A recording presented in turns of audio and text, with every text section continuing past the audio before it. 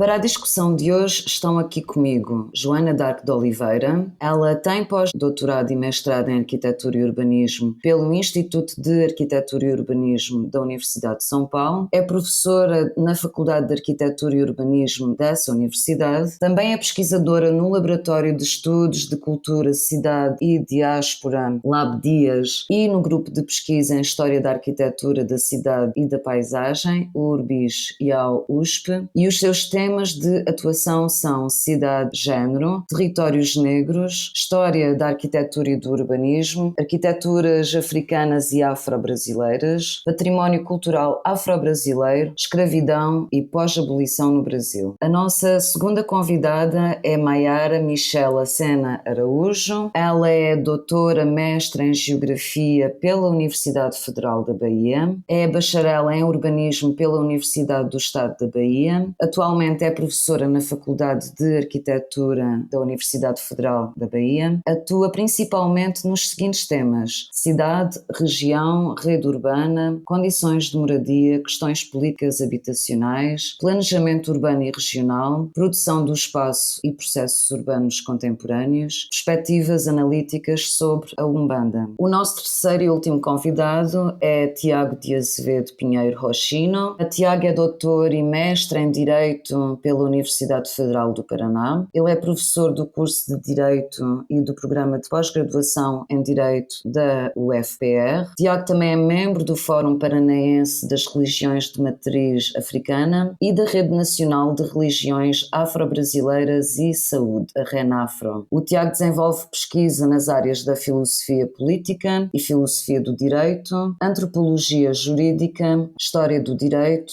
religiões de matriz africana e direito à cidade. Eu sou Celine Veríssimo, sou arquiteta pela ARCA, Escola de Tecnologias Artísticas de Coimbra, sou mestre em arquitetura pela Universidade de Chiba, no Japão, sou doutora pela University College of London, na Inglaterra, e fiz recentemente um pós-doc no Centro de Estudos Sociais da Universidade de Coimbra, em Portugal. Eu sou professora do curso de Arquitetura e Urbanismo e do mestrado de Políticas Públicas e Desenvolvimento da Universidade Federal da Integração Latino-Americana em Foz do Iguaçu desde 2014 e sou pesquisadora do grupo de pesquisa DALE e do grupo de estudos Maloca, e também sou uma das editoras do dossiê Cidades Africanas, publicado na revista Laje. Então eu quero agradecer aos ouvintes que estão aqui, quero agradecer ao Urbanidades e muito obrigada aos nossos convidados Joana, Mayara e Tiago terem aceitado este convite para esta conversa sobre diáspora africana nas cidades brasileiras, com enfoque nos espaços e nos encontros. Os textos de vocês os três enriqueceram muito a discussão neste dossiê e eu gostaria de ouvir cada um de vocês os três nas seguintes perguntas que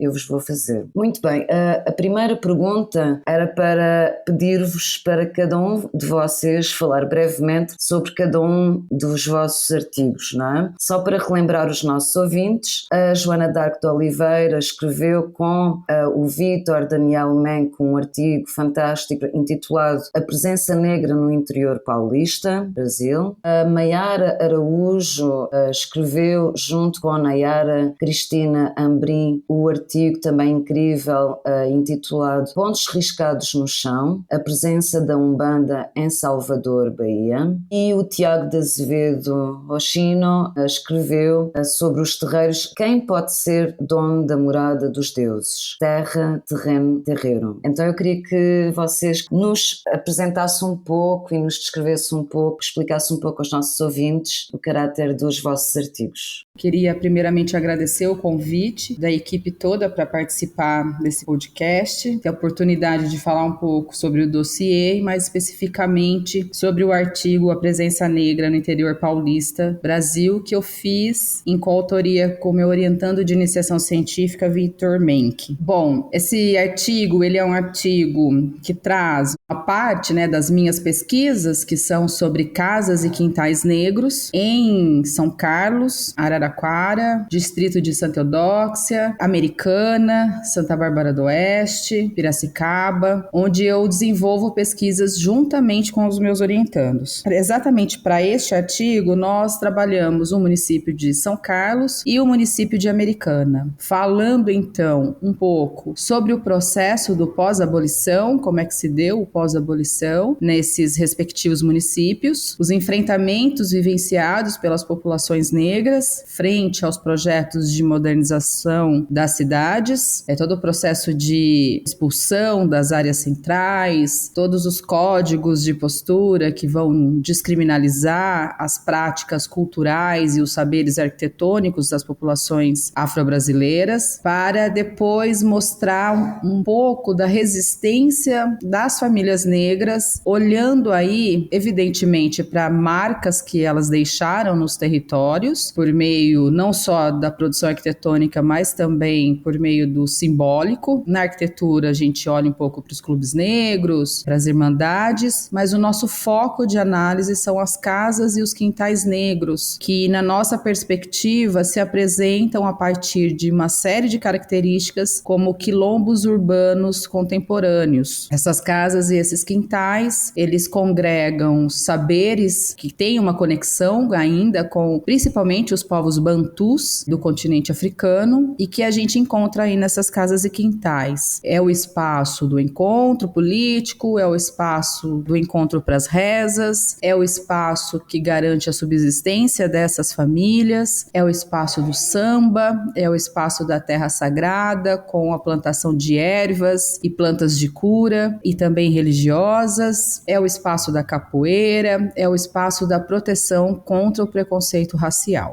Muito bom, fantástico. Muito obrigada, Joana. A Maiara, pode partilhar connosco um pouco a sua perspectiva, uma descrição para os nossos ouvintes do seu artigo? Sim, é uma alegria, inclusive, poder participar do podcast. Então, eu gostaria de agradecer a todos pelo convite, aos colegas que estão aqui com a gente, nessa partilha, especialmente aos nossos ouvintes. Importante também dizer que, como pesquisadora e professora, eu também estou falando do lugar de ouvinte. Então, esse momento de trocas é um momento também de aprendizados. Então, falando um pouco desse artigo que foi escrito por mim, em coautoria com a professora Nayara Amorim, é importante dizer que todo o trabalho escrito a mais de 2 mãos, né, no caso por 2 autoras, por 4 mãos, ele tem aí 2 universos, 2 pessoas, 2 formas de pensar. Particularmente na elaboração desse texto, uma estava em descoberta da sua negritude e ancestralidade, e a outra ela estava também influenciada pelo seu processo de despertar da espiritualidade. Então, a motivação para a escrita desse texto, ele vem desse lugar de descobertas das 2 autoras. O objetivo inicial nosso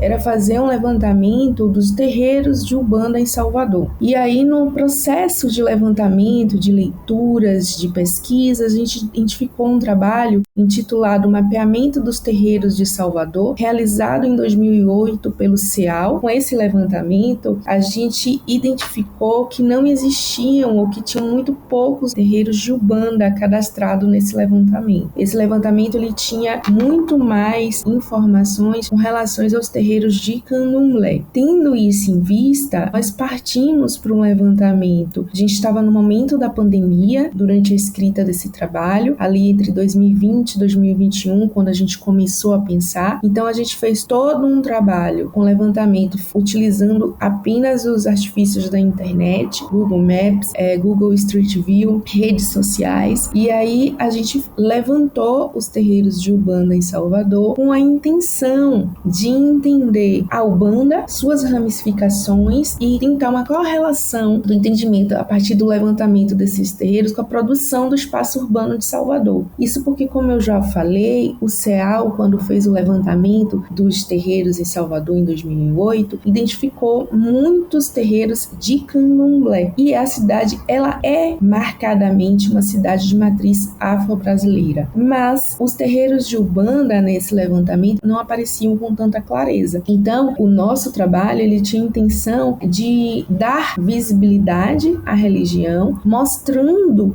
o crescimento e o número de terreiros de Ubanda em Salvador e também aí tentar combater eventuais estereótipos e preconceitos. É importante lembrar que no processo de levantamento a gente encontrou pouquíssimos trabalhos com a temática da Ubanda em Salvador. Então, assim, embora a gente tenha uma vasta produção sobre a temática em cidades como São Paulo, no caso de Salvador, a gente encontrou pouquíssima coisa produzida em ambiente acadêmico pela temática da Ubanda. Então, só finalizando, o texto a gente chama de Pontos Riscados no Chão, a presença da Ubanda em Salvador, e essa referência aos pontos riscados, ela está relacionada aos símbolos que os guias e entidades espirituais usam para se identificar quando incorporados nos médios de atendimento. Então, o pontos riscados no chão é uma forma de marcar a sua presença, de marcar a presença do guia, do orixá, durante o processo de atendimento. E nesse sentido, se a gente está falando dos terreiros de Ubanda, a gente também queria fazer uma analogia a essa forma de demarcar a sua existência.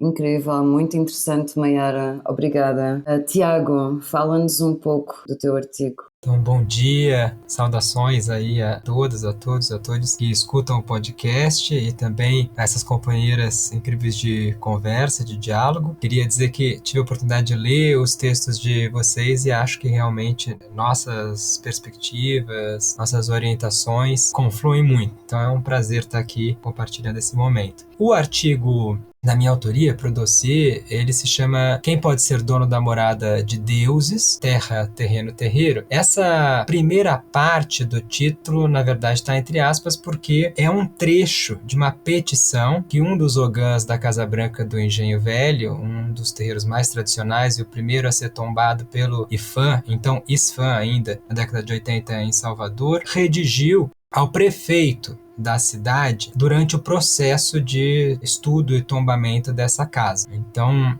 essa pergunta, né, que reverbera ao longo de todo o processo de tombamento, quem pode ser dono da morada de deuses, me pareceu colocava em questão uma série de categorias socioespaciais, mas também de categorias jurídicas com as quais nós costumamos trabalhar e com as quais as instituições públicas responsáveis pelo patrimônio cultural brasileiro também costumam trabalhar, né? A categoria de dono, ou seja, por trás disso os imaginários de propriedade, que informam um pouco as nossas lógicas espaciais e urbanísticas, e também a ideia de morada, essa fundamental percepção ou cosmopercepção de que fazer santo é coabitar com as divindades, com as entidades e com os ancestrais. Então, a argumentação que era desenvolvida pelo Ogã Antônio Agnello, o Elemechó, da Casa Branca, conduz um pouco à reflexão desse artigo, que trata das formas de relação e de contaminação entre imaginações espaciais e jurídicas dos terreiros, e nesse caso, né, conversando com o que a Maiara já mencionou aqui, sobretudo os terreiros de Candomblé, e também um diálogo com outras instâncias do Estado, né? Então, esse artigo é, na verdade, uma parte reelaborada da minha tese de doutorado e enfoca um pouco no manejo dessas categorias,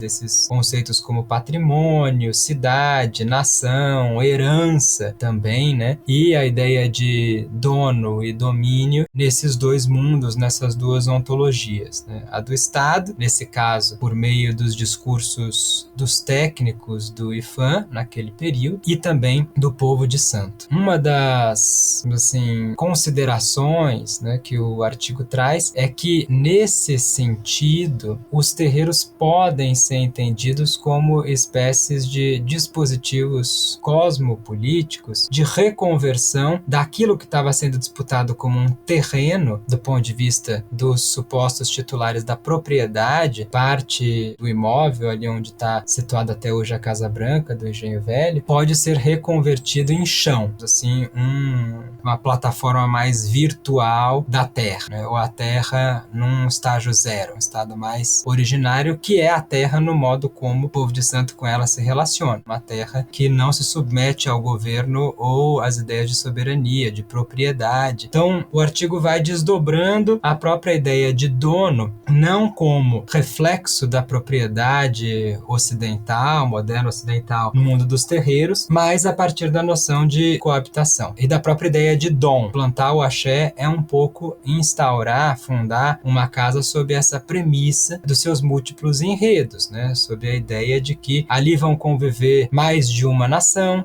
a nação brasileira, pelo menos, e alguma nação ou tradição de matriz africana. Ali vão conviver entidades e divindades de diferentes modos de satisfação, né, de diferentes naturezas, entre aspas, aqui. Às vezes vão conviver ali também caboclos, catiços, entidades e também divindades de matriz africana, afrodiaspóricas. Então, esses modos de convivência e coabitação nos levam a pensar no terreiro como essa grande máquina de desfazer o terreno, desfazer a terra como propriedade e refazê-la como chão, como esse espaço comum que possibilita convivência, coabitação, assim, mesmo em face das diferenças. Diferenças, às vezes, ontológicas, fundamentais entre a natureza dos seres que estão convivendo, às vezes diferenças culturais, políticas, raciais, né? Então, um pouco essa a inspiração desse trabalho. Muito obrigada, Tiago. Eu queria só fazer aqui uma parte com vocês que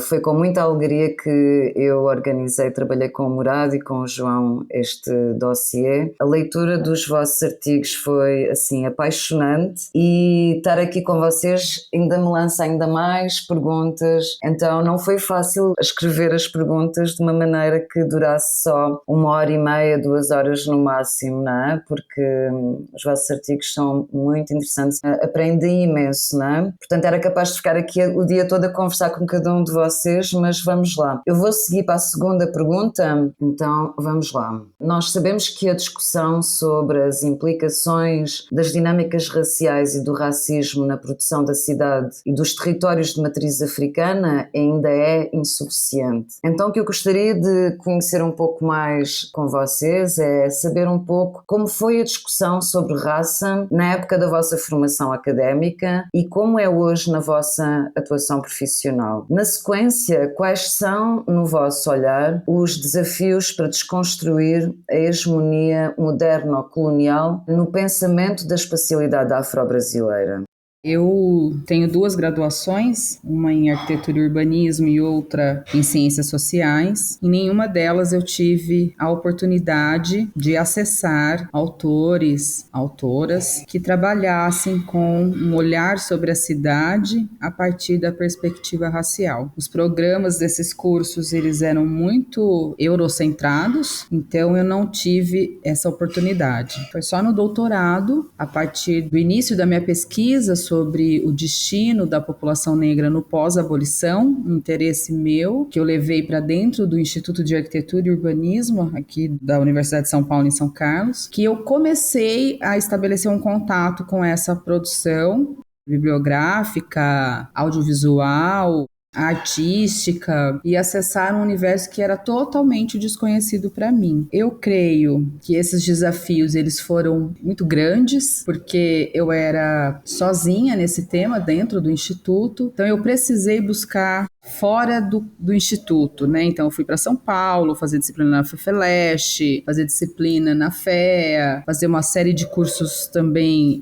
online, participar e assistir uma série de eventos com relação a essa temática e acessar os intelectuais e os militantes do movimento negro local. Então isso para mim foi muito importante. E depois que eu comecei então a pesquisa, acessando, realizando entrevistas com esses líderes dos movimentos e também pessoas que não eram da atuação política, para a execução da pesquisa eu fui aprendendo sobre esse tema, fui aprendendo sobre os enfrentamentos dessa população, enfrentamentos históricos históricos, enfrentamentos diante, como eu já disse, do processo de modernização. Então foi a possibilidade de me aproximar, né, dessas experiências e dessas vivências de homens e mulheres negros que desenvolveram uma série de estratégias, né, para lidar com esse preconceito racial marcado não só nos aspectos culturais, políticos, sociais, mas também na constituição do nosso território. Eu tenho percebido que levar esses temas para dentro da universidade tem sido muito positivo. Hoje eu posso contar com uma gama variada de colaboradores, tendo em vista, eu digo isso, né, na arquitetura e urbanismo, onde eu estou alocada. Posso contar com os alunos negros que estão acessando a universidade, então as políticas afirmativas, elas são essenciais para que esses temas também sejam contemplados na universidade. Então eu acho que quanto mais nós ocuparmos esses espaços, mais esses temas terão aí possibilidades de se tornarem cada vez mais trabalhados, cada vez mais institucionalizados. Então eu vejo o binômio educação e comunidade como uma grande chave aí para a possibilidade de transformação desse contexto no qual eu fui formado, que era totalmente eurocentrado. Quais seriam os desafios, não é? Pensando um pouco no futuro, Joana, quais são os desafios, quais são ainda os obstáculos que a gente tem que superar para combater esse racismo na atuação profissional, sobretudo no pensamento da espacialidade brasileira, afro-brasileira? Eu acho que o exercício que nós, todos que estamos aqui, e o compromisso intelectual e social e político e cultural que nós temos, eu acho isso uma grande chave para enfrentar esses desafios. E cada vez mais a presença da comunidade negra, das comunidades negras, né, que também são diversas, dentro da universidade, a partir de alunos de graduação, de pós-graduação, que acessam por meio de políticas afirmativas, é um grande contributo para que os nossos desafios se tornem um pouco mais amenos. Então eu vejo as políticas de ações afirmativas como algo fundamental e essa conexão com a comunidade como ferramentas essenciais para o enfrentamento e o combate ao preconceito racial existente dentro das universidades, não só com relação à presença do povo negro dentro do campus da vida acadêmica, mas também com relação aos temas que nós levamos, que nós trazemos e que os estudantes trazem e querem pautar e vêm reivindicando. A estrutura ela ainda é muito racista, mas eu creio que quanto mais essa presença aumentar, quanto mais as políticas de ações afirmativas se afirmarem, os ganhos serão cada vez mais plausíveis. É isso aí, muito obrigada, Joana. Maiara? Então eu entrei na universidade nos anos 2000 e posso assegurar que eu não tive esse acesso a essa leitura ou essa discussão de raça durante a minha formação. Eu sou formada em urbanismo pela UNEB, como a Celine falou lá na nossa apresentação, e embora eu seja formada em urbanismo, pensar a cidade, eu não sou formada em arquitetura e urbanismo, eu sou formada em urbanismo. Primeiro curso de urbanismo do Brasil, ofertado pela UNEB, a Universidade do Estado da Bahia. Então, embora essa formação ela tivesse muito relacionada a exatamente essa discussão da produção da cidade, dos processos de gestão, de pensar essa cidade não somente na base do desenho, mas na base das relações sociais, né? A gente não abordou ou não teve essa discussão acessada nem por autores negros, tampouco dando conta dessa realidade. E aí, assim como a Joana acabou de mencionar, na minha formação, os autores eram essa base, vamos assim dizer, eurocêntrica, como a gente acaba, infelizmente, ainda acessando de alguma maneira nos dias de hoje. É uma pena que esse podcast vocês não possam me ver, que seja apenas auditivo, uma audição, né? Mas eu sou uma mulher negra não retinta e, infelizmente ou felizmente, eu só descobri isso, que eu sou uma mulher negra, em 2020. É um paradoxo, mas sim, eu só descobri em 2020, lendo Djamila Ribeiro, Quem Tem Medo de Feminismo Negro, porque eu sempre tive o meu cabelo alisado. E aí eu tava com uma queda de cabelo muito grande, precisei parar de fazer os alisamentos e lendo a autora, eu identifiquei questões, temas e eu fui entendendo que muitas das situações que eu passei na vida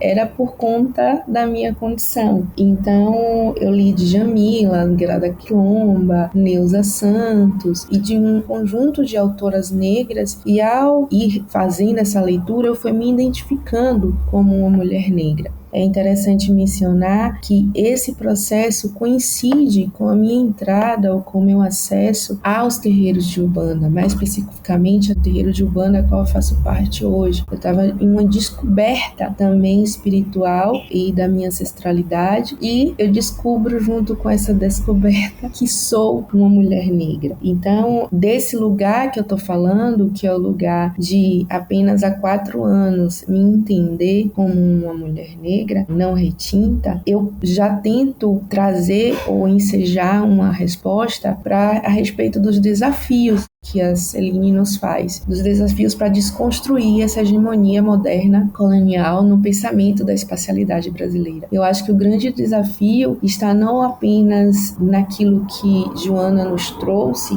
das políticas de ação afirmativa que são essenciais para que os negros e negras possam acessar cada vez mais não apenas os ambientes universitários, mas também todo e qualquer outro espaço de poder, de representação na cidade, mas eu também entendo que é uma necessidade de mais autores negros e negras serem visibilizados, conhecidos, acessados. Então, desde inclusive o processo de formação inicial e não apenas acadêmico. Então, acho que o nosso grande desafio é valorizar e reconhecer essa produção, essa discussão que traz ou que durante muitos anos apagou, invisibilizou e silenciou essas pessoas negras de poderem falar, se posicionar e se colocar.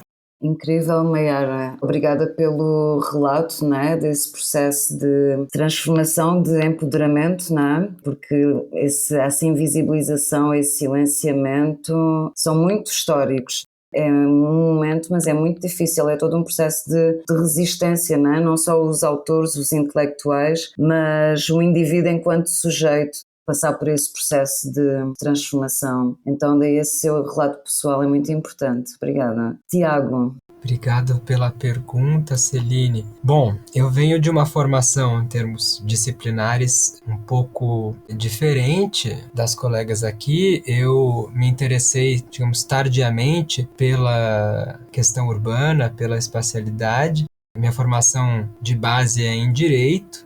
E vocês conseguem imaginar o que era há 20 anos um curso de Direito numa universidade pública.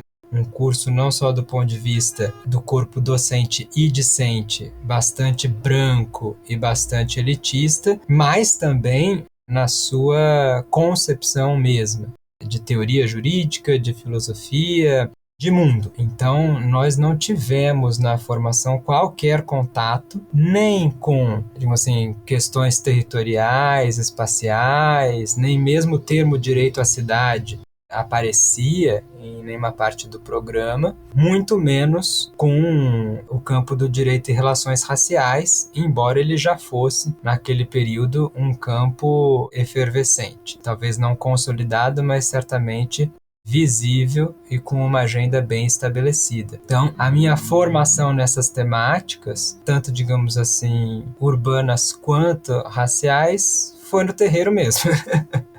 Porque eu não nasci no candomblé, nasci numa família que praticava umbanda na cozinha e às vezes no quintal de casa, mas ali com 14, 15 anos me aproximei do candomblé. Então, enquanto eu estava fazendo PIBIC, iniciação científica, na graduação em Direito, estava fazendo uma outra iniciação no terreiro.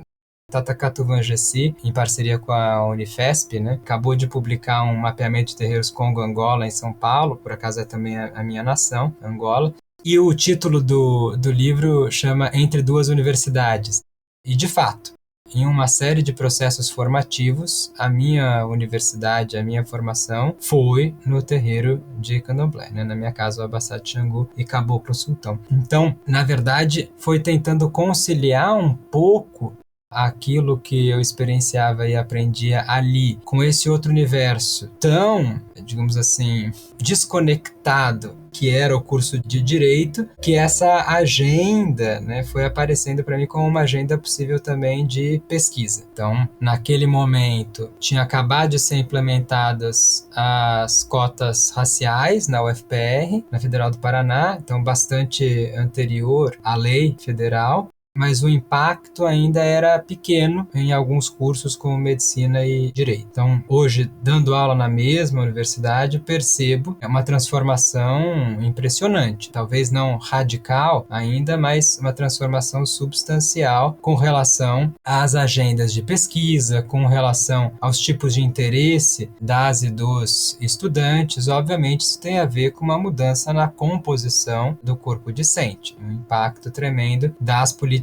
afirmativas, como também a Joana mencionou aqui. Então, digamos assim, em termos de desafios, e pensando num campo disciplinar mais específico como o direito, onde teoria e prática às vezes se confundem muito naquilo que juristas costumam chamar de doutrina jurídica, que não é exatamente nem teoria nem prática, uma mistura às vezes um pouco enviesada das duas coisas. Penso que, além, obviamente, do fortalecimento das ações afirmativas, da expansão e consolidação delas na pós-graduação, que é onde a gente está produzindo mais pesquisa, teoria, e isso pode ter um rebatimento também na graduação e no campo, né, como um todo. E, óbvio, também para o corpo docente, alguns desafios são, por exemplo, esse trabalho ou algumas possibilidades de desafiar esse cânone branco ocidental, né, nas nossas áreas, tem a ver com o trabalho em rede, né, como a gente tem feito no Maloca, tem feito em vários grupos, cujo produto, um dos produtos é exatamente o dossiê. Também é um trabalho bem mais interdisciplinar, como também foi mencionado aqui, né, a gente às vezes não tendo uma disciplina específica, um tópico dentro dos programas ou do currículo específicos sobre racismo, sobre relações raciais, acaba compondo, né, a nossa formação, indo buscar em outras áreas ou em institutos específicos onde essa discussão tem mais espaço. Mas também algo mais institucionalizado é necessário.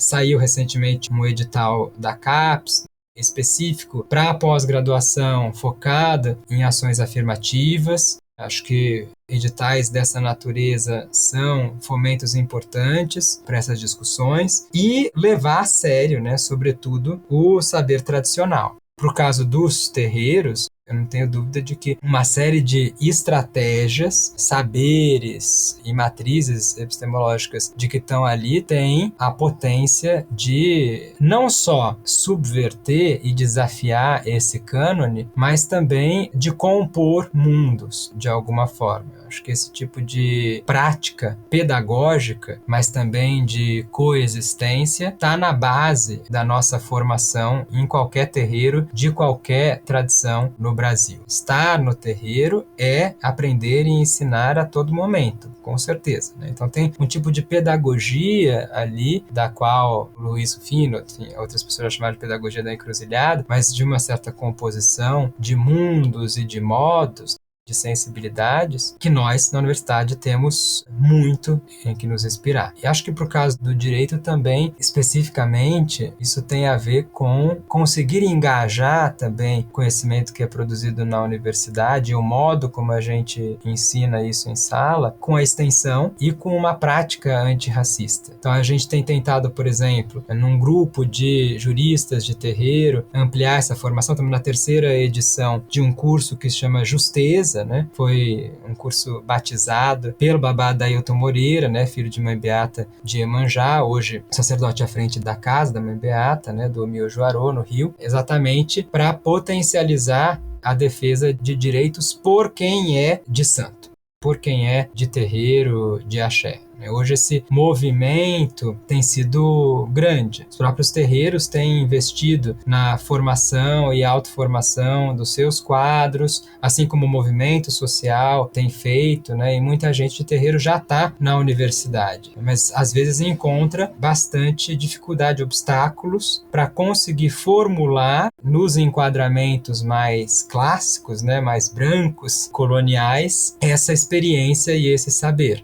Então, acho que o tipo de compromisso que a Mayara e a Jana já comentaram aqui, intelectual e político nosso, também passa por conseguir afiar um pouco os nossos instrumentos conceituais para que eles possam desafiar e desfiar essas categorias imperiais, ao mesmo tempo abrindo espaço para se afinar um pouco mais com os saberes enterreirados, enfim, todos os saberes negros que têm esse potencial decolonial antirracista. Urbanidades é apenas uma das iniciativas do Urban Data Brasil, banco de dados bibliográfico sobre o urbano brasileiro. Em nosso site você encontra milhares de referências classificadas, textos digitalizados para download gratuito e pode registrar trabalhos de sua autoria. Visite urbandatabrasil.fefeleste.usp.br e siga também nossa página no Facebook.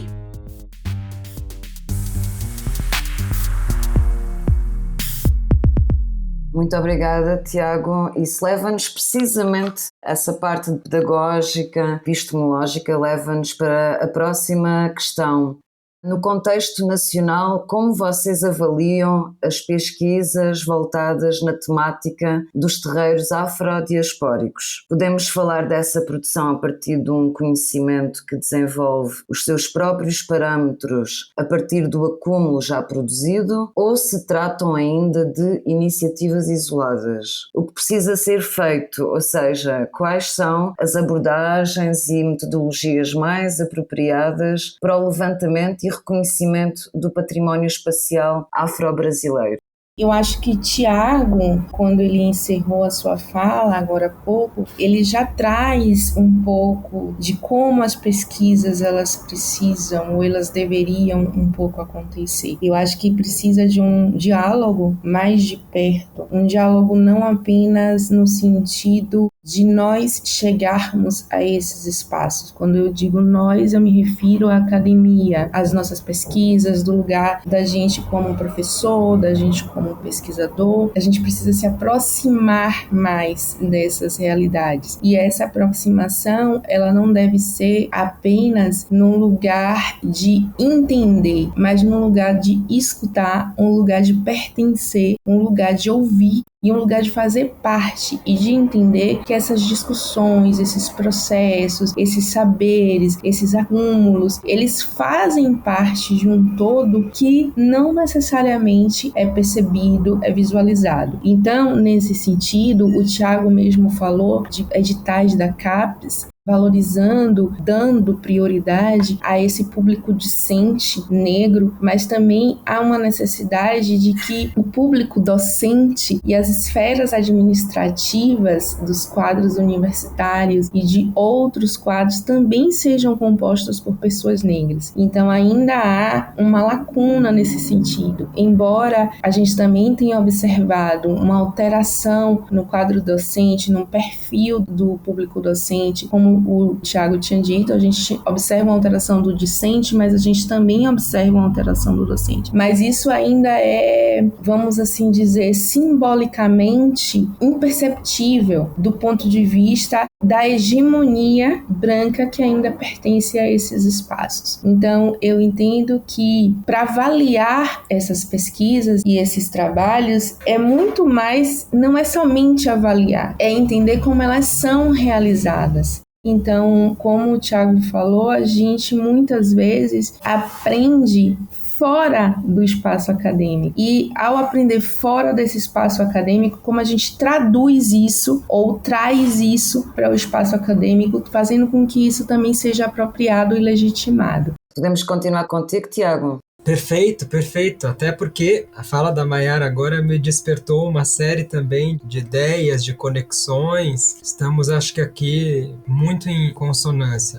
Digamos assim, uma das principais dificuldades de tematizar acadêmica, teoricamente, territórios negros, territórios afrodiaspóricos, patrimônio afro-brasileiro, é o ambiente branco onde essa teorização se processa e se valida. Quer dizer, a questão não é de objeto, A questão não é uma metodologia específica, a meu ver, para pensar territórios afrodiaspóricos, territórios negros. A questão é a branquitude normativa dos territórios da Universidade da Ciência. Esse movimento de crítica da branquitude do território do conhecimento, em tese, precede a própria escolha do instrumento ou de uma filiação teórica específica. Era exatamente o que eu e Mayara vínhamos conversando aqui. Dificilmente a gente vai conseguir alinhar, afinar esses estilos de pensamento, enquanto, por sua vez, a universidade e os espaços científicos forem dominados por essa hegemonia branca e eurocentrada. Então, acho que a primeiríssima questão é enegrecer o território do conhecimento e da ciência.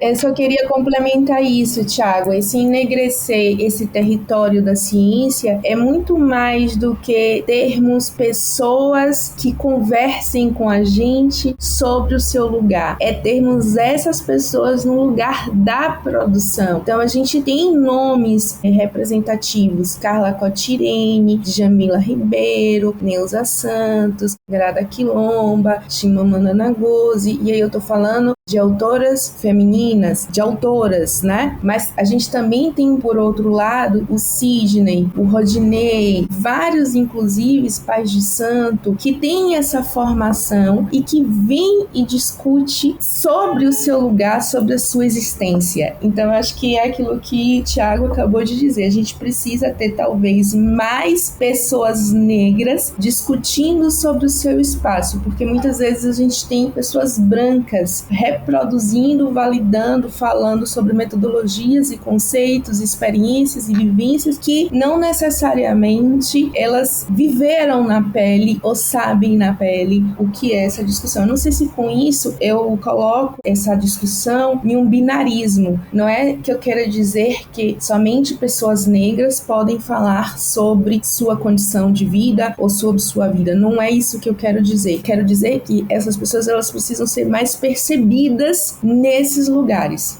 percebidas no sentido de sua produção, mais acessadas, mais lidas, mais discutidas, e não apenas um grupo seleto, que eu até acabei mencionando esse grupo de alguma maneira, mas outros autores, outros pensadores, e não apenas negros, mas também indígenas, quilombolas, então essa outra produção. Obrigada, Mayara. Joana? Eu tenho visto uma efervescência cada vez mais positiva no sentido de termos intelectuais negros olhando para esses territórios a partir das suas áreas de atuação, tanto na arquitetura como na história, antropologia, e eu creio que isso tem se tornado algo praticado em várias universidades. Eu estou aqui em São Paulo, mas eu estou em rede com a Universidade da Bahia, a Universidade Federal da Bahia, com o professor Fábio Velame, que trabalha com arquiteturas de terreiros. Eu estou em conexão com Ângela Mingas, da Universidade Lusíada de Angola. A gente está em conexão com a Andrea, do Maloca. Então, eu acho que a gente consegue, a partir dessas redes, garantir uma maior visibilidade, uma visibilidade não só nacional, mas que acaba adentrando até um contexto internacional da produção dos saberes sobre esses territórios. Então eu gosto muito dessas redes, dessas conexões, e acho que elas são extremamente importantes também. Faz-nos sentir que não estamos sós, né, nessa discussão, e essa cooperação sul-sul é extremamente importante, que tu referiste agora, Joana. Então, agora vou passar à quarta questão. Os quilombos e terreiros no Brasil, enquanto espaços de resistência africana na diáspora, segundo Joana d'Arc, se referindo aos quilombos, compõem uma estrutura sociopolítica própria, onde o espaço exterior doméstico e o espaço da rua eram e ou são espaços de liberdade, embora controlada e ameaçada. Para vocês, qual é o papel do quintal, qual é o papel do Jardim dos Orixás, da rua, dos espaços livres na cidade, nas encruzilhadas, na cachoeira, no rio, na mata, na natureza, nesse processo de luta e nesse processo de soberania da população negra hoje em dia? Quais são para vocês os espaços de luta, resistência, autonomia, liberdade e, quem sabe, esperança? Eu acho que o espaço dos quintais, dos espaços livres, as encruzilhadas, enfim, é a ligação da natureza com nós, humanos, é a ligação da natureza com a cidade. Os orixás, para aqueles que pertencem ou que têm algum tipo de afinidade ou conhecimento com as religiões de matriz afro-brasileira, eles são essa representação da força da natureza. Então, você ter contato com a natureza é você ter contato com essas forças ancestrais. Então, assim, a existência de um quintal, eu sou uma pessoa que veio do interior do estado da Bahia e que na minha casa tinha quintal. E aí, na minha casa, ela tinha um coqueiro, tinha pé de goiabeira, tinha aquelas plantas medicinais. Então, assim, você ter esse contato com a natureza é você ter esse contato com o chão, é você ter esse contato com o verde, é você poder se conectar com aquilo que veio antes de você, ou com aquilo que veio antes da cidade, ou com aquilo que veio antes de ser produzido, vendido e comercializado para que você tenha interesse em ter. Então, até a natureza hoje, ela tem sido vendida, ela tem sido comercializada nas grandes cidades ou mesmo nas cidades de pequeno e médio porte, justamente por sua ausência, justamente pela sua falta. Então, assim, a gente ter proximidade com esses espaços, a gente poder vivenciar esses espaços, eu acho que é uma forma da gente se reconectar com o sagrado, é uma forma da gente se reconectar com quem veio antes, é uma forma de se reconectar com nossa própria conformação. A gente é água, a gente é ar, a gente precisa de luz. Então, como vamos ser água, ser ar, precisar de luz sem ter contato com esses espaços, sem ter acesso a esses espaços? Eu acho que esses espaços, eles não deveriam representar luta, resistência. Esses espaços, eles deveriam existir para consolidar a base da vida humana. Todavia, o que a gente tem visto a cada ano, a cada dia, a cada momento, é esses espaços como espaços sendo transformados em espaços de resistência, de luta. E aí teria uma série de exemplos a serem mencionados aqui no estado da Bahia e quiçá no Brasil sobre as invasões em terreiros, sobre os assassinatos de lideranças quilombolas, de lideranças indígenas, de lideranças negras que têm lutado para permanecer nos espaços em que existem secularmente, mas que o capital, mais que essa outra forma hegemônica de produzir e conceber a cidade tem cada vez mais tentado invisibilizar, apagar, não deixar perceptível. Então, os espaços de quintal, as encruzilhadas, os espaços livres, os jardins, os parques públicos, os quilombos, eles devem, no meu ponto de vista, ser muito mais do que espaço de autonomia, liberdade e de esperança. Eles são esses espaços de reconexão com o nosso ancestral, com nossa vivência anterior, com aquilo que nos constitui. Muito obrigada. Agora passamos para a Joana, sim? Na minha perspectiva, todo o espaço grafado pelos saberes afro-brasileiros, eles são espaços de luta e resistência. E eu vejo isso de uma forma muito significativa, porque significa também apropriação territorial, apropriação cultural, apropriação identitária e apropriação social por parte desses sujeitos com relação aos espaços que lhes pertencem. Evidentemente, eu concordo muito com a Mayara com relação à questão que seria, né, o ideal que esses espaços não precisassem lutar para existir, mas ainda assim eu penso que a gente tem que trabalhar muito na reverberação dessas lutas, né? Lutas históricas, desde que a gente tem a chegada dos povos africanos e africanas, fruto dessa diáspora forçada, a gente tem resistência desses povos. E essa resistência ela se mantém até o dia atual. Eu penso que a visibilização dessas lutas, elas são fundamentais para que a gente possa combater o racismo estrutural do nosso país e o combate das práticas racistas a esses espaços. Então, visibilizar essa resistência, visibilizar as práticas e as culturas negras impressas nesses territórios é uma ferramenta de luta contra o preconceito racial, na minha perspectiva. E todo o território, como eu disse no início, grafado por esses saberes, por essas culturas, por essas resistências, são espaços que precisam ser visibilizados, historicamente e contemporaneamente. Obrigada, Joana, muito obrigada. Tiago? Eu não sei o quanto, depois dessa aula que a gente teve aqui com a Maria e Joana, eu tenho para contribuir, mas vou fazer um esforço. Olha, uma das dimensões que me parecem fundamentais no tipo de luta, política e conhecimento que uma roda de samba, um terreiro, um quintal estão alimentando, nutrindo e produzindo é o lugar do corpo. Ninguém faz nada numa roda de samba, ninguém faz nada num terreiro, ninguém faz nada num quintal se não houver um engajamento corporal. E de um certo tipo de corporalidade, de um certo tipo de entrega, que é ao mesmo tempo autonomia e conexão, autonomia e coexistência. Então, o que me parece que esses territórios estão continuamente fazendo na sua forma de resistir é aquilo que no transe, no candomblé, a gente chama de virar no santo. Então, estão virando a cidade no santo, estão virando o território branco numa outra coisa. Ou o modo de produção espacial, social do espaço embranquecido e colonial nosso também é patriarcal, virando a cidade em outra coisa. E essa virada tem a ver com aquilo que a Mayara mencionou como o lugar do chão. O lugar do chão como esse modo ancestral em que a terra é feita aparecer nesses tipos de práticas. O Nego Bispo, diz que a gente tem que lutar contra todo tipo de conhecimento sintético. Então, contra a reprodução industrial, da indústria cultural, só da música, fazer samba ali com os nossos corpos, na roda, o que pressupõe uma interação, um jogo de pergunta e resposta, um tipo de saber se localizar no jogo da pergunta e da resposta, de fazer comida pro santo.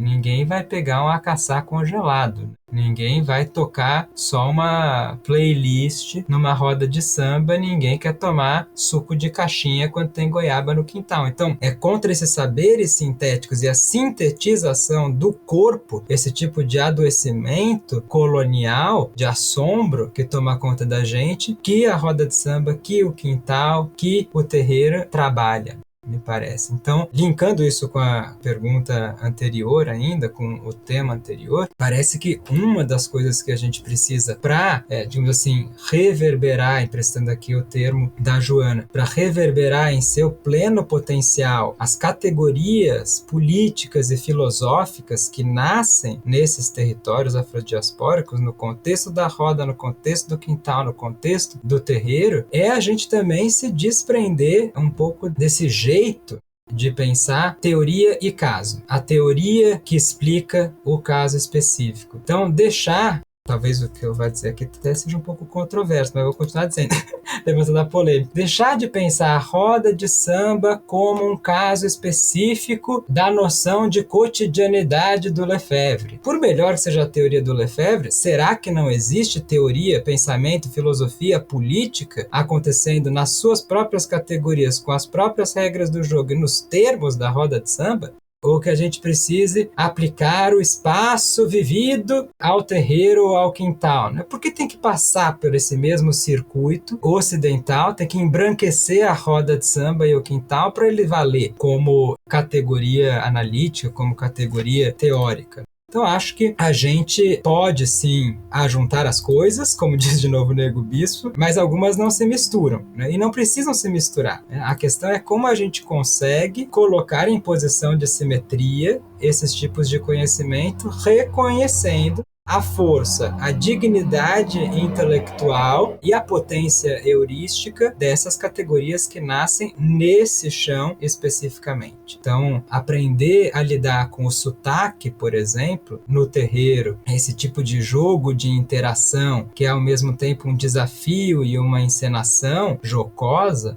aprender a lidar com as categorias da roça, na linguagem, nos termos dos intelectuais quilombolas, como o Nego Bispo, aprender a lidar com o saber que intelectuais, como Mãe Beata, como uma meninazinha da Oxum, como Macota Valdina, como Mãe Estela de Oxóssi, estão produzindo, ou Davi Copenau. Eu acho que não tem como desconectar as coisas, não tem como pensar mais adequadamente esses espaços de autonomia e, quiçá, de esperança e fortalecimento, sem que nós lidemos com os eguns, né, com os assombros e fantasmas coloniais que a gente continua tendo de evocar para pensar e, às vezes, para viver nesses espaços. Então, vamos extrair toda a potência que existe nas categorias que são constituídas nesse chão, nesses espaços. Eu acho que ainda ficou em mim ressoando, reverberando a questão anterior e eu quis dar uma conectada com essa.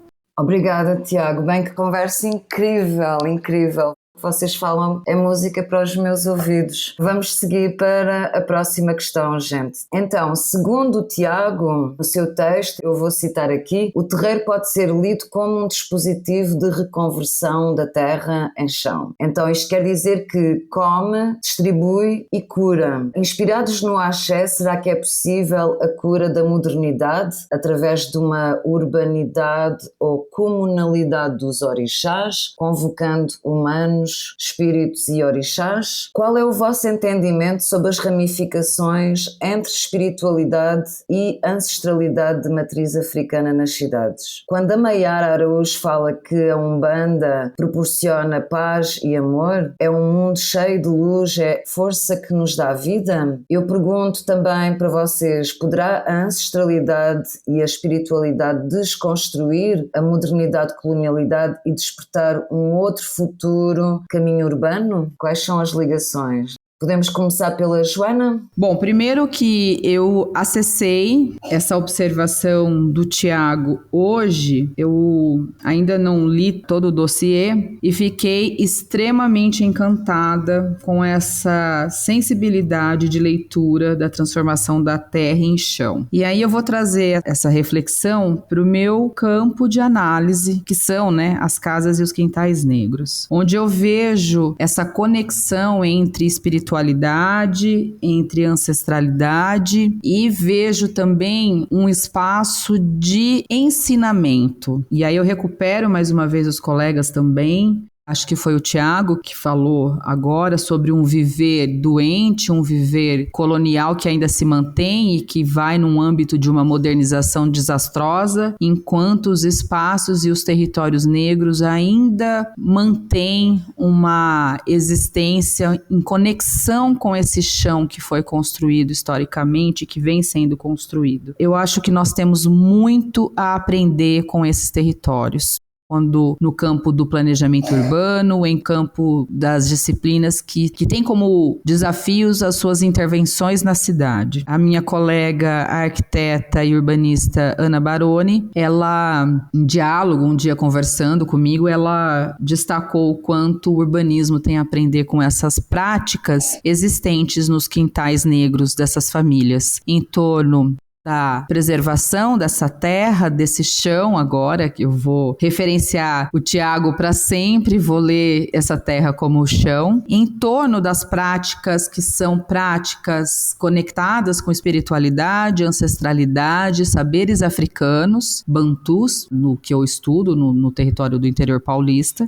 Saberes esses que têm um diálogo respeitoso, harmonioso com o entorno, com a natureza, com outras espécies. Então eu acho que o urbanismo, ele tem muito a aprender com os saberes afrodiaspóricos presentes nos nossos mais variados territórios negros. A espiritualidade, a gente sabe que nós somos corpo, matéria, e energia, espírito. A espiritualidade é a ligação, né, desse corpo, matéria, com essa energia, espírito. E a ancestralidade são esses corpos, matérias, ou essas energias, espíritos que vieram antes de nós. Então, poderá a espiritualidade e a ancestralidade desconstruir a modernidade? Eu acredito que sim, desde que aceitemos que somos não apenas o visível, somos também o invisível. Não somos somente a matéria, somos também a energia. E para a gente entender e acessar que espiritualidade e ancestralidade desconstroem o moderno, a gente precisa primeiro acessar essa nossa essência, entender esse nosso lugar. Bell Hooks, ela fala em... Eu estava tentando resgatar aqui o texto, que é difícil no universo acadêmico a gente discutir a espiritualidade, a religiosidade. A gente discute essas temáticas, mas muitas vezes a gente não se envolve nesse corpo energético, espiritual e ancestral que dá conta nessa discussão. E é necessário a gente trazer essa discussão para a sala de aula. É necessário a gente fazer essa discussão no ambiente acadêmico. É necessário a gente se apropriar daquilo que Tiago falou numa das respostas anteriores, do transe, do virar o santo, e de entender que esse transe, esse virar o santo, é essa conexão, é essa ligação. E isso é tão tênue, isso é tão efêmero, que nessa nossa sociedade moderna, baseada no valor, no lucro, no preço, no material, como fazer esse acesso tirando essas perspectivas? Mas sim, eu acredito que é necessário, eu acredito que é possível, mas para a gente acessar essa espiritualidade, essa ancestralidade, primeiro a gente precisa reconhecer essa existência em nós mesmos. A própria espiritualidade e religiosidade são áreas que não são entendidas como reais no conhecimento eurocentrado, não é? Há esse grande apagamento. Obrigada, Maiara. E tu, Tiago? Eu vou, acho que, pegar o gancho que a Maiara deixou, uma das últimas palavras que ela mencionou, que foi a ideia de reconhecimento, porque a gente tá, quando pensa em modernidade, estão pensando tanto nas práticas moderno-coloniais quanto no conhecimento moderno-colonial, né? E essa relação entre conhecer e reconhecer é fundante, né? Eu diria que a gente tem sempre uma armadilha no vocabulário, né? E é uma das coisas que a gente tem que enfrentar contra-colonialmente de partida.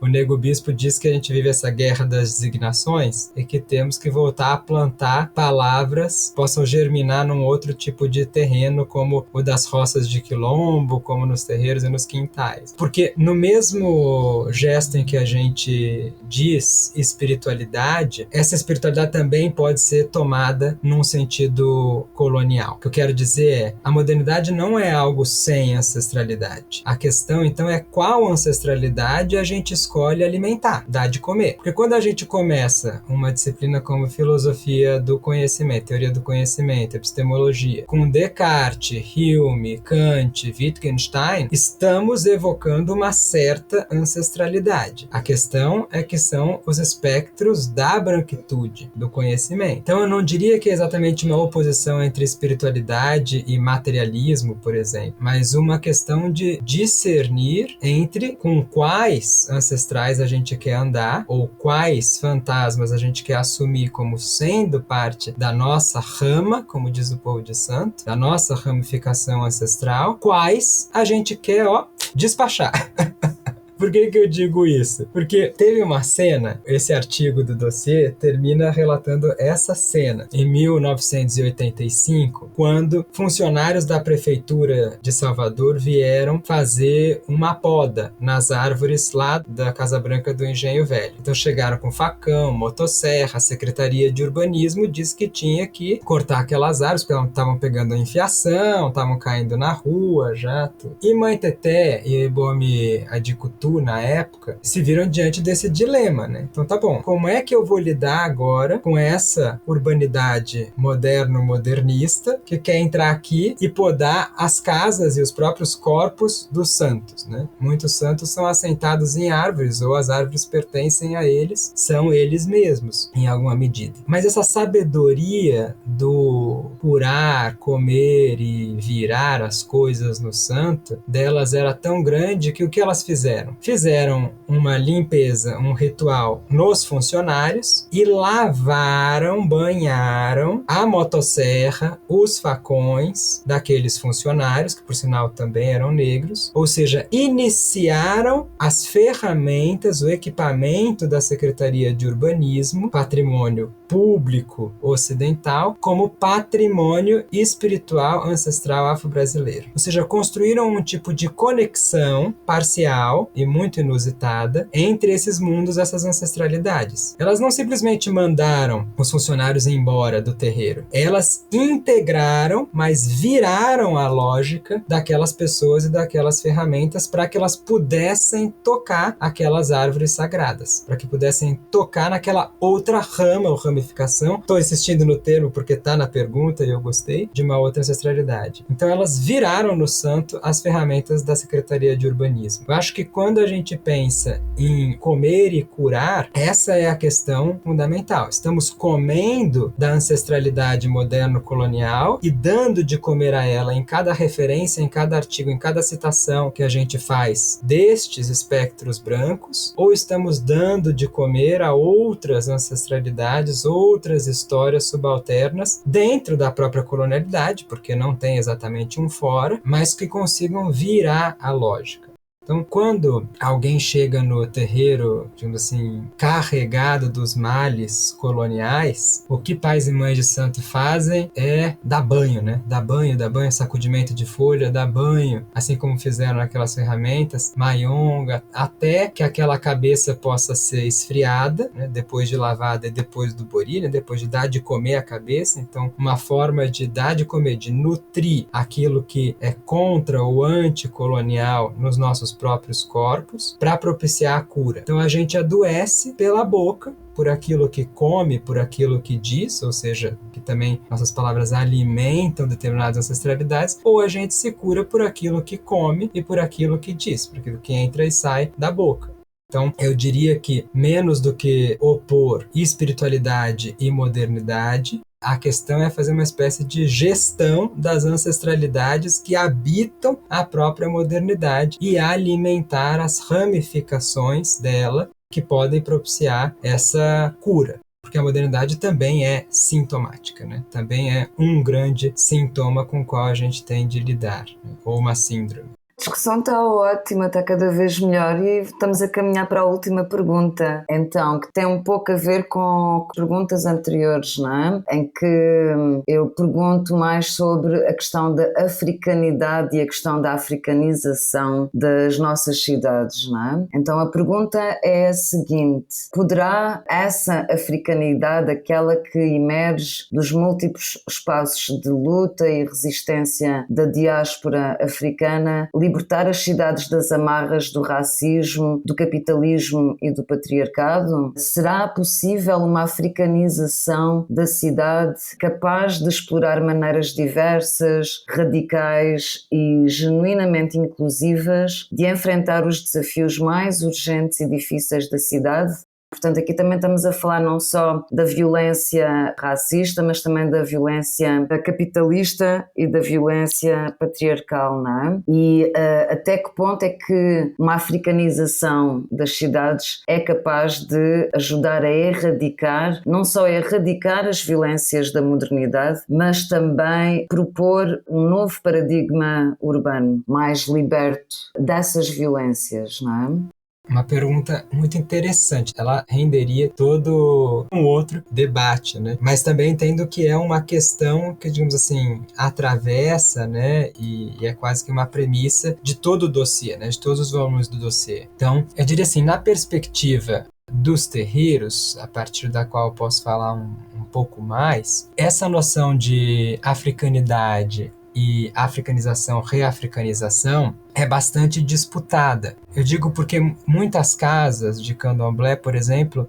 de fato buscaram reafricanizar suas liturgias, seus ritos, inclusive se reconectando mais com as matrizes linguísticas da onde vêm seus cultos e tradições. Vocês sabem que o candomblé está organizado, só para ficar no candomblé, sem nem falar de outras tradições, mas está organizado em várias nações, né? E cada nação, ao falar de África, está falando de uma África diferente. Então, uma das questões contidas no debate sobre a reafricanização do candomblé tem a ver com dentro de que lógica entra essa noção de africanidade. Se ela entra numa lógica que privilegia a diversidade e as conexões potenciais entre saberes e mundos, ela tem sido bastante vivaz, produtiva, politicamente, epistemologicamente. Em alguns casos, existe uma crítica na literatura a esse processo quando se busca, digamos assim, fazer prevalecer uma concepção de África, ou seja, se perde a dimensão da heterogeneidade da própria África ou das Áfricas, e quando essa tentativa de reafricanização enfatiza pureza em vez de conexão, ou seja, nesse caso pode servir para a construção de hegemonias que, por sua vez, excluem outros grupos. Então é um movimento muito interessante dentro do próprio candomblé essa discussão,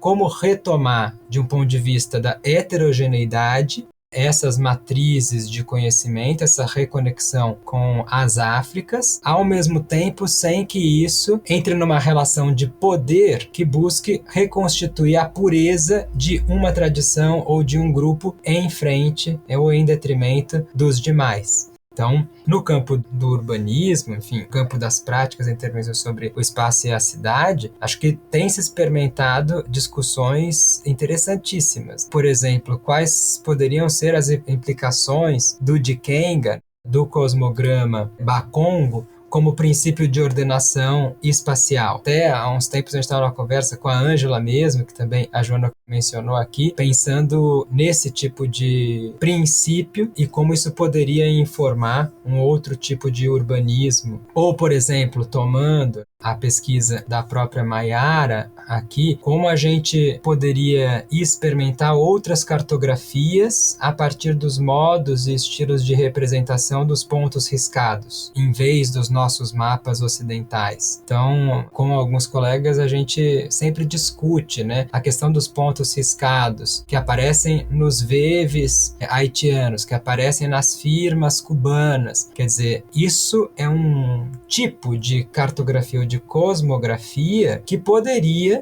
renovar em muito os nossos princípios geocartográficos ocidentais por meio de uma reafricanização ou de uma imersão no Atlântico Negro. Então, sim, acho que a gente ainda está só começando a entender os desdobramentos e implicações possíveis desses processos numa, talvez não nova política urbana, mas numa cosmopolítica urbana mesmo.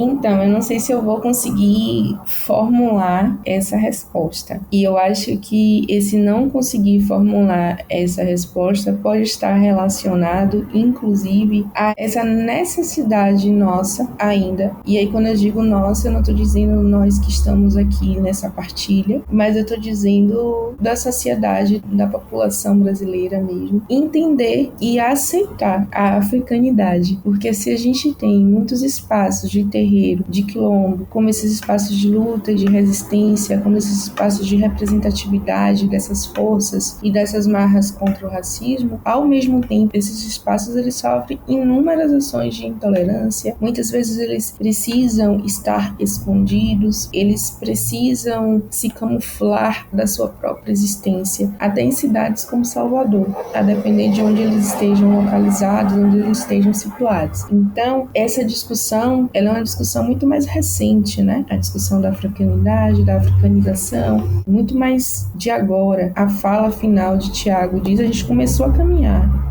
Acho que a gente está engatinhando, na verdade, porque ninguém nasce andando, né? E eu acho que nesse sentido, fazendo essa alusão, a gente está começando a engatinhar para essa tentativa de libertar não somente a cidade, mas as pessoas que dela fazem parte dessa estrutura perversa que é o racismo.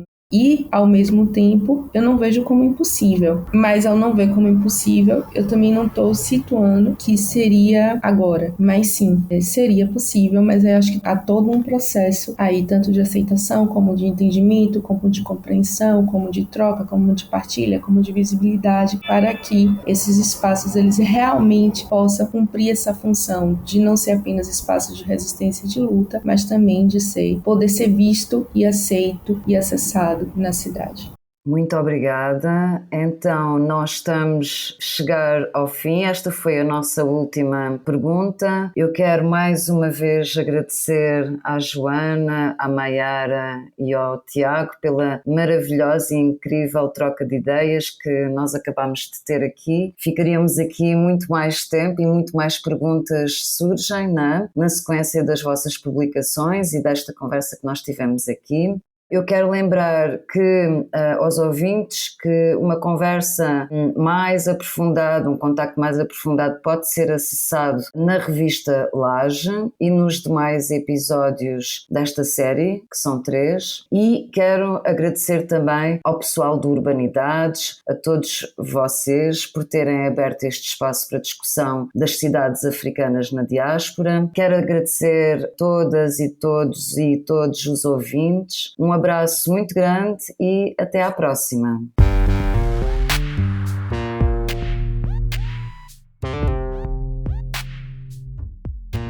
O Urbanidades é produzido pelo Urban Data Brasil, banco de dados bibliográfico sobre o Brasil urbano. Ele é feito por bolsistas e associados, sob coordenação da professora Bianca Freire Medeiros.